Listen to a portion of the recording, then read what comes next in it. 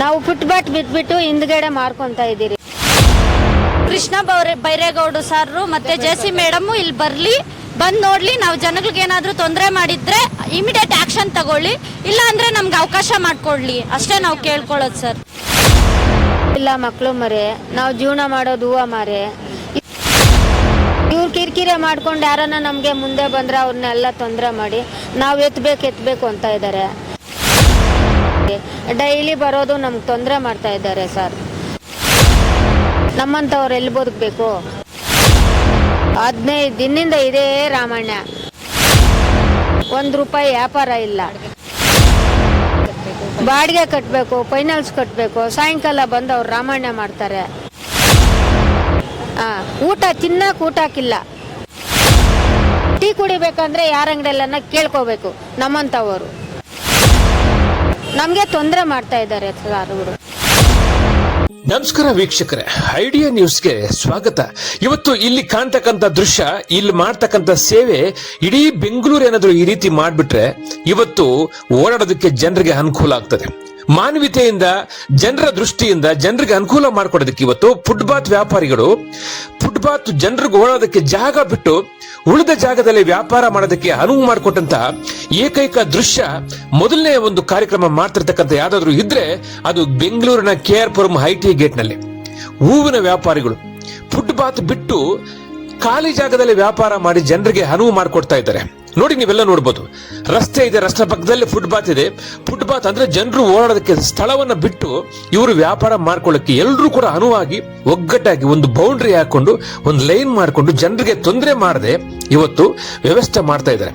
ಇದನ್ನ BBMP ಅಧಿಕಾರಿಗಳು JC ಮೇಡಮ್ನವರಾಗಿರ್ಬೋದು, ಸಚಿವರು ಕೃಷ್ಣ ಬೈರೇಗೌಡರಾಗಿರ್ಬೋದು, ಮುಖ್ಯಮಂತ್ರಿಗಳಾಗಿರ್ಬೋದು ನೋಡ್ಬೇಕು.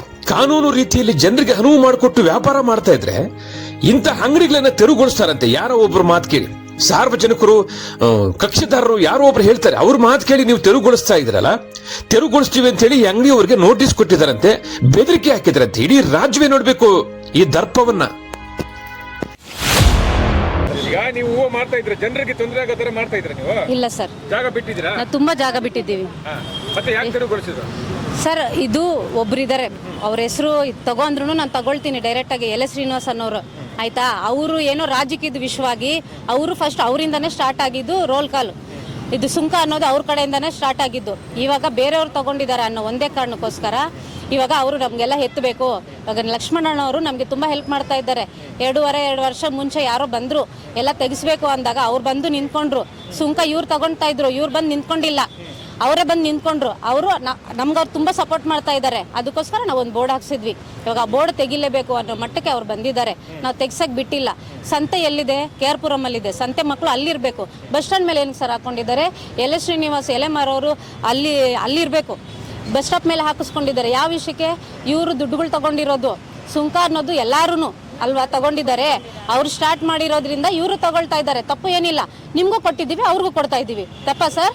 ಇವಾಗ ನೀವು ಮಾಡಿದ್ರು, ಅವ್ರು ಮಾಡೋದು ರೋಲ್ ಕಾಲ ಅಫ್ತಾ ಅಂದ್ರೆ ನೀವು ಮಾಡೋದು ಅದೇ ತಾನೇ. ಈಗ ಅಧಿಕಾರಿಗಳಿಗೆ ಏನ್ ಹೇಳ್ತೀರಿ ನೀವು? ಸರ್, ನಮ್ಗೆ ಜಾಗ ಬೇಕು.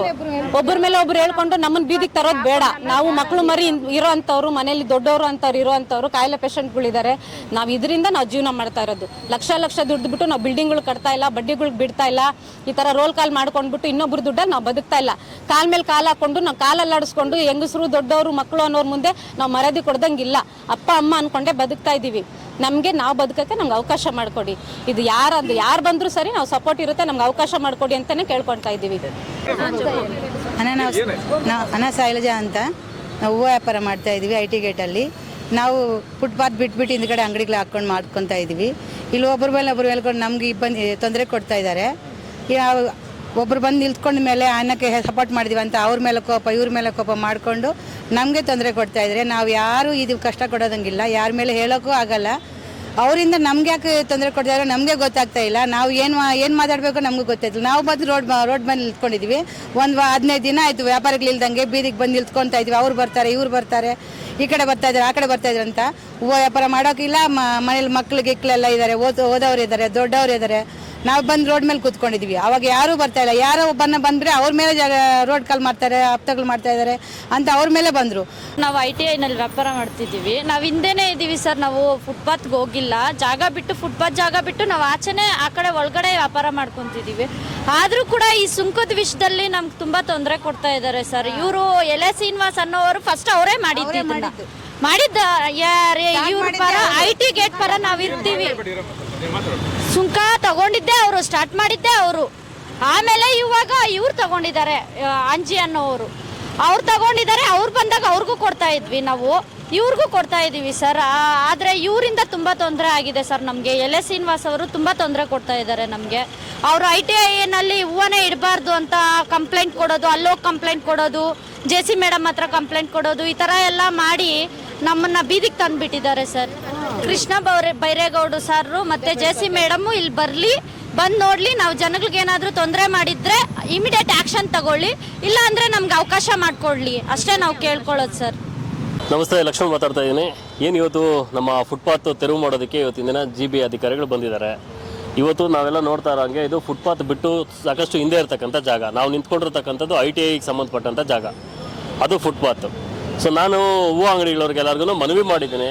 ಮತ್ತು ನಮ್ಮದು ಇಲ್ಲೊಂದು ಸಂಘಟನೆದ ಒಂದು ಬೋರ್ಡ್ ಹಾಕಿದ್ರು, ಅದನ್ನು ತೆಗಿಬೇಕು ಅಂತ ಹೇಳಿದ್ರು. ನಾವು ಕಾನೂನಿಗೆ ಬೆಲೆ ಕೊಟ್ಟು ಇವತ್ತಿನ ದಿನ ಆ ಬೋರ್ಡ್ನ ಸಮೇತ ತೆಗೆದು ನಾವು ಪಕ್ಕದಲ್ಲಿ ಇಟ್ಟಿದ್ದೀವಿ. ನಾವು ಅದೇ ರೀತಿಯಲ್ಲಿ ವ್ಯಾಪಾರಸ್ಥರು, ಗ್ರಾಹಕರು, ಇಲ್ಲಿ ಇರ್ತಕ್ಕಂಥ ಪ್ರತಿಯೊಬ್ಬರು ಕೇಳ್ತಾ ಇರ್ತಕ್ಕಂಥದ್ದು ಇಷ್ಟೇ. ಇದೇ ಫುಟ್ಪಾತ್ನಲ್ಲಿ ಟ್ರಾವೆಲ್ಸ್ ಆಫೀಸ್ ಮಾಡಿದ್ದಾರೆ, ಅದ್ರ ಪಕ್ಕದಲ್ಲಿ ಇನ್ನೊಂದು ಕಚೇರಿ ಮಾಡಿದ್ದಾರೆ. ಆ ಕಚೇರಿನಲ್ಲಿ ಇವತ್ತಿನ ದಿನ ಕ್ಯಾರಂ ಬೋರ್ಡ್ ಆಡೋದಕ್ಕೆ, ಅಕ್ರಮ ಚಟುವಟಿಕೆಗಳು ಮಾಡೋದಕ್ಕೆ ಕ್ಯಾರಂ ಬೋರ್ಡ್ ಸಿಕ್ಕಿದೆ. ನೆನ್ನೆ ವಿಡಿಯೋ ಇದೆ ಆಫೀಸ್ ಒಳಗಡೆ. ಹಾಗಾಗಿ ಇವತ್ತಿನ ದಿನ ಅಂಥದನ್ನು ತೆರವು ಮಾಡಿ ಅಂತ ಎಲ್ಲ ವ್ಯಾಪಾರಸ್ಥರು ಹೆಣ್ಮಕ್ಳು ಕೇಳಿದ್ದಾರೆ. ಅದ್ರ ಮೇಲ್ಗಡೆ ಯಾರ್ದು ಹೆಸರುಗಳು ಹಾಕೊಂಡು ಬೋರ್ಡು, ಅದೆಲ್ಲ ಬೋರ್ಡ್ ಹಾಕೊಂಡಿದ್ದಾರೆ. ಅದು ತೆಗಿಸ್ಬೇಕಲ್ವಾ? ಯಾರ ಜಾಗದಲ್ಲಿ ಯಾರು ಬೋರ್ಡ್ ಹಾಕ್ಬೇಕಾಗಿರ್ತಕ್ಕಂಥದ್ದು ಅದನ್ನು ತೆಗಿಸಿ ಅಂತ ಇವತ್ತಿನ ದಿನ ಎಲ್ಲ ಹೆಣ್ಮಕ್ಳು ಕೇಳಿದ್ದಾರೆ. ಆಮೇಲೆ ನಾನು ಕೇಳ್ತಾ ಇರ್ತಕ್ಕಂಥದ್ದು ಇಷ್ಟೇ, ಇದು ITIಗೆ ಸಂಬಂಧಪಟ್ಟಂಥ ಜಾಗ. ಸುಮಾರು ಒಂದು 35ರಿಂದ 40 ಕುಟುಂಬಗಳು ಇವತ್ತಿನ ದಿನ ಬೀದಿ ಬದಿ ಇವತ್ತಿನ ದಿನ ಹೂವು ವ್ಯಾಪಾರ ಮಾಡಿಕೊಂಡು ನಿರಂತರವಾಗಿ ಇವತ್ತಿನ ಬದುಕು ಕಟ್ಕೊಂಡಿರ್ತಕ್ಕಂಥ ಜಾಗದಲ್ಲಿ ಯಾರೋ ಒಬ್ಬರ ಕಿಡಿಗೇಡಿತನದಿಂದ ಇವತ್ತಿನ ದಿನ ಇದಿಷ್ಟು ಕುಟುಂಬಗಳು ರಸ್ತೆಗೆ ಬರ್ತಕ್ಕಂಥದ್ದು ಪ್ರಮೇಯ ಆಗಿದೆ. ಅದಕ್ಕೆ ಮಾನ್ಯ ಕಮಿಷನರ್ ಅವರು, ಆಯುಕ್ತರು ಏನಿದ್ದಾರೆ, ಕೂಡಲೇ ಇದ್ರ ಬಗ್ಗೆ ಎಚ್ಚೆತ್ತುಕೊಂಡು ಒಂದು ಸಭೆ ಕರೆಸಿ ಇದರ ಸಮಸ್ಯೆಯನ್ನು ಬಗೆಹರಿಸ್ಕೊಡ್ಬೇಕು. ಮಾನ್ಯ ಕೃಷ್ಣ ಬೈರೇಗೌಡರು ಇವತ್ತಿನ ದಿನ ನಿಮ್ಮ ನಿರ್ಧಾರ ಏನಿದೆ, ಫುಟ್ಪಾತ್ ತೆರವು ಕಾರ್ಯಕ್ರಮ ತುಂಬ ಒಳ್ಳೆ ಕಾರ್ಯಕ್ರಮ, ನಾವೆಲ್ಲರೂ ಸಹಕಾರ ಕೊಡ್ತೀವಿ. ಆದರೆ ನಾವ್ಯಾರೂ ಫುಟ್ಪಾತಲ್ಲಿ ಇಲ್ಲ.